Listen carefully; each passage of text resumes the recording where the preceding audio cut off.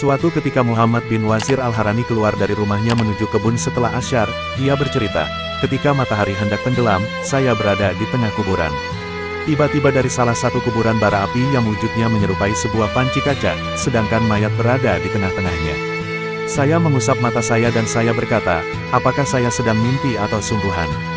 Kemudian saya menoleh ke pagar kota dan saya berkata, demi Allah, saya tidak sedang tidur. Kemudian saya pulang ke keluarga saya. Saya kebingungan, lalu keluargaku memberiku makanan, tetapi saya tidak bisa makan. Selanjutnya saya masuk ke daerah tersebut, lalu saya bertanya tentang siapa penghuni kubur tersebut. Ternyata orang yang di dalam kubur tersebut adalah pemungut pajak liar, ia adalah salah satu pembantu orang-orang zalim yang meninggal dunia pada hari itu. Asy-Sya'bi menuturkan bahwa seorang laki-laki berkata kepada Nabi Shallallahu Alaihi Wasallam, saya pernah melewati daerah Badar, lalu saya melihat seorang laki-laki keluar dari dalam tanah, lantas dipukul oleh seseorang dengan gada pentungan kepala sehingga ia amblas lagi ke dalam tanah. Kemudian ia keluar lagi dan diperlakukan seperti itu lagi. Lantas Rasulullah Shallallahu Alaihi Wasallam bersabda, orang tersebut adalah Abu Jahl bin Hisham yang disiksa seperti itu sampai hari kiamat. Salim bin Abdillah meriwayatkan dari ayahnya yang berkata, suatu ketika seseorang sedang berjalan di atas kendaraan di antara Mekah dan Madinah, kebetulan melewati kuburan. Tiba-tiba ada seseorang keluar dari kuburan dengan api yang menyala, dibelenggu dengan besi, dan di lehernya terdapat rantai. Ia menarik-narik rantai itu, lalu ia berkata, wahai hamba Allah, siramkanlah air, wahai hamba Allah, siramkanlah air. Lantas ada orang lain yang keluar mengikutinya, lalu ia berkata, wahai hamba Allah, jangan kau sirami air, wahai hamba Allah, jangan kau sirami air.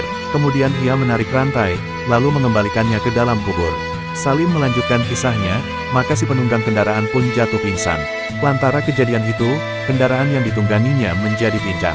Salim melanjutkan ceritanya, di pagi harinya rambut orang tersebut menjadi putih, lalu ia menceritakan hal tersebut kepada Utsman bin Affan, lantas beliau melarang lelaki tersebut bepergian sendirian. Ada seorang laki-laki dari kalangan penduduk Madinah. Ia mempunyai saudara perempuan yang tinggal di sudut kota Madinah. Kemudian saudara perempuan tersebut meninggal dunia, lalu ia menguburkannya. Ketika pulang, ia teringat bahwa ia tadi kehilangan sesuatu yang terjatuh di dalam kuburan. Lantas ia meminta bantuan seorang sahabatnya. Lalu keduanya menggali lagi kuburnya dan keduanya menemukan benda tersebut. Kemudian ia berkata kepada sahabatnya, menjauhlah kamu agar saya dapat dilihat saudara perempuanku. Lalu ia mengangkat penutup liang kubur. Ternyata kuburan tersebut penuh dengan api yang menyala.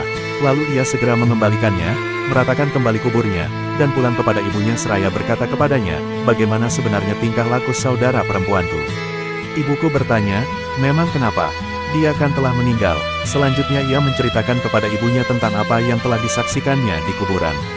Lalu ibunya berkata, saudara perempuanmu itu suka menunda-nunda salat dari waktunya dan suka mendatangi pintu-pintu tetangga, mencuri dengan pembicaraan mereka lalu menyebarkan pembicaraan mereka. Seseorang yang dahulu bekerja sebagai penggali kubur dan ia telah kapok dari pekerjaannya ditanya, apa pengalaman aneh yang pernah engkau jumpai? Ia menjawab, saya pernah menggali kuburan seseorang. Ternyata orang tersebut telah dipaku dengan paku besar menancap sementara paku yang lain menancap di kedua kakinya.